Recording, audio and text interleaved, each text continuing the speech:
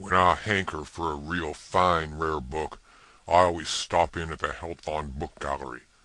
I find it to be a manly, rugged bookstore filled with books that make my chest heave from a combination of expectation and release.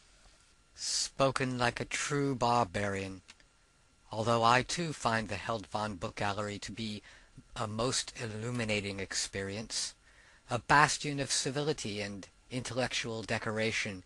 It imbues my spirit like a foggy perfume, drifting like twisted orange fingers from the past. Oh, Jesus Christ, Elliot, listen to yourself, man. I'm surprised you could pull yourself out of your sawdust restaurants and oyster shells long enough to visit Heldfond's.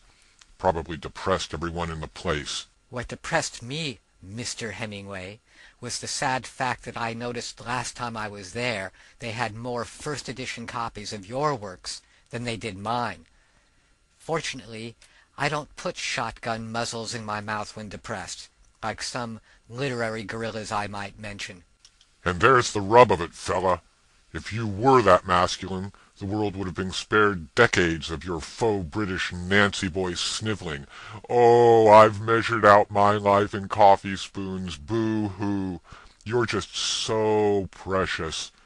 Makes me puke.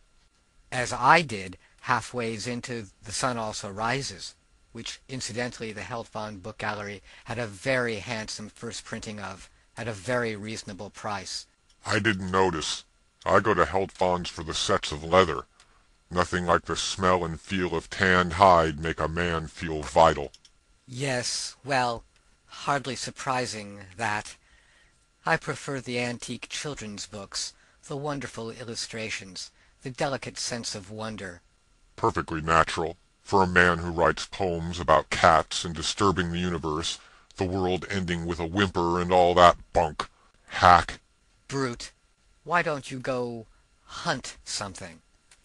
Why don't you go find a table and etherize yourself? Oh, do shut up. No. Yes. No.